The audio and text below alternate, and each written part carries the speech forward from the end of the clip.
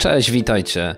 W tym odcinku zostajemy w temacie starych obiektywów, ale nie będzie to obiektyw M42, a obiektyw z bagnetem PK, czyli do Pentaxa, bo taki udało mi się kupić za małe pieniądze, a łatwo go podłączyć do nowoczesnego Canona. Szkło, o którym dzisiaj mówimy, pochodzi z lat 80. i to jest 135, 135 mm, jasna, bo ze światłem maksymalnym 2,5, więc pewnie fajny obiektyw do portretowania, no i to zobaczymy też w trakcie tego odcinka. Klasycznie jak szkła z tamtego okresu, obiektyw jest dosyć ciężki, ale bardzo solidny, cały metalowy, z wbudowaną też osłoną przeciwsłoneczną, także nie trzeba nic do niego dokupować, od razu działa. No jedyne co potrzebujemy to oczywiście odpowiedni adapter. Na korpusie mamy klasyczne dwa pierścienie, bardzo szeroki do ostrości i ta ostrość chodzi fajnie, płynnie i to jest ten właśnie adapter, o którym wcześniej mówiłem. Wygląda bardzo podobnie do adapterów M42, zapina się do obiektywu na klik, a potem normalnie na klip do Canona, więc w ogóle nie ma żadnych problemów z używaniem takiego rozwiązania. Tak jak już mówiłem, ten obiektyw to metal i szkło, więc jest bardzo solidny, o czym się zresztą przekonałem, ponieważ niestety zlądował mi ze statywu razem z R6 i tą R6 mi uratował. Samo szkło jest faktycznie bardzo fajne, tak? Widać, że jest głównie zrobiony ze szkła.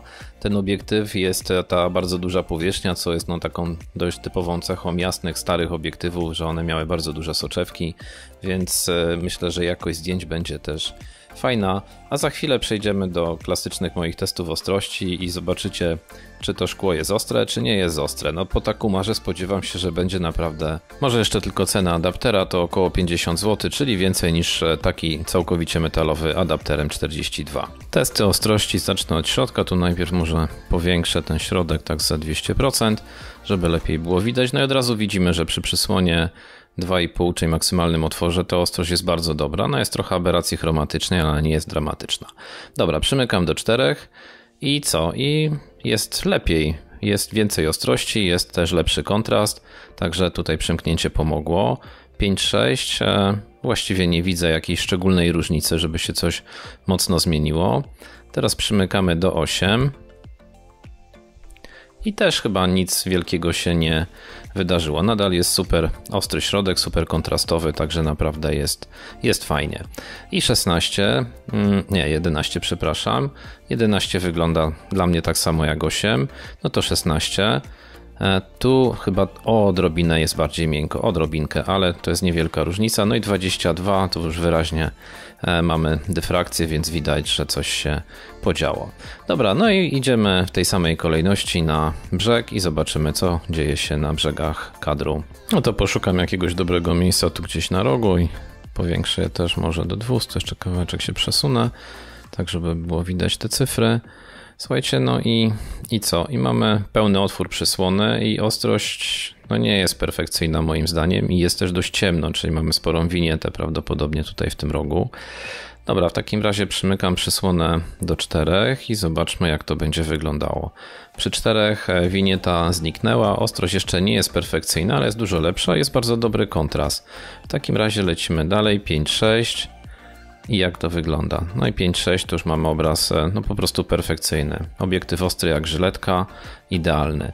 8 jest bardzo dobrze, 11 jest wręcz super, to chyba jest sweet spot tego szkła.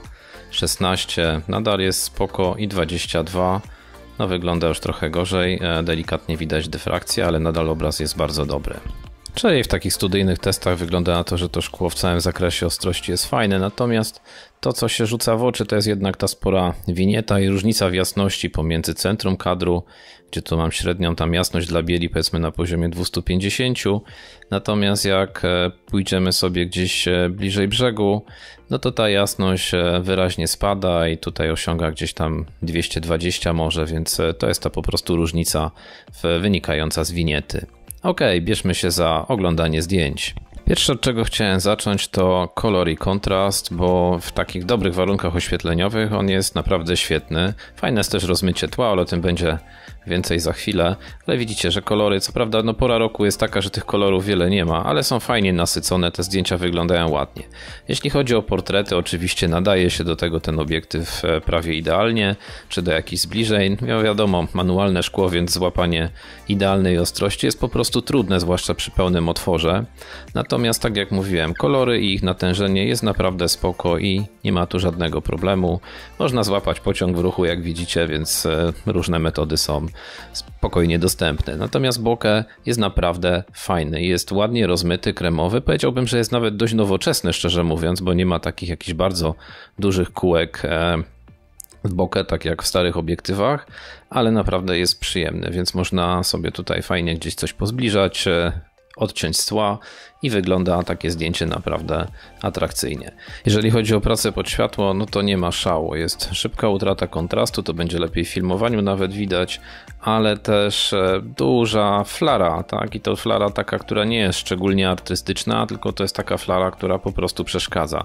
No jest wbudowana osłona przeciwsłoneczna, ale i tak trzeba się odpowiednio odwrócić od światła. Jak to się zrobi, wszystko jest ok.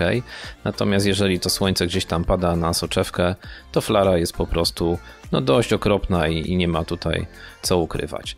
Natomiast jeżeli się to słońce omija, no to znowu kilka takich ujęć. Ten krótki teleobiektyw pozwala fajnie sobie tam wyciągnąć jakieś szczegóły z tła, kolor, kontrast fajne, więc na pewno jest to przydatne szkło, a jeżeli wezmę pod uwagę cenę, jaką za niego zapłaciłem, to już w ogóle nie ma o czym mówić, ale o tym na samym końcu ujawnię.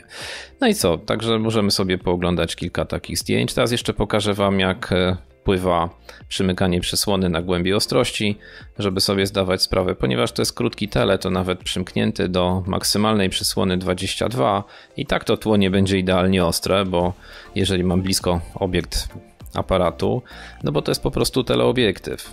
Samo filmowanie tu chciałem wam pokazać, oczywiście to jest z ręki robione, więc nie jest szczególnie stabilne, chociaż tam oczywiście R6 robi co może, natomiast widzicie, jak się odwracam pod światło, no to kontrast ucieka, tak, tutaj to zdjęcie się zrobiło prawie że czarno-białe od kontrastu, co prawda nie było wielu kolorów, no ale tak to jest. Sama regulacja ostrości jest bardzo płynna i przyjemna jak w starych obiektywach, więc można sobie ładnie wejść, wyjść z ostrości.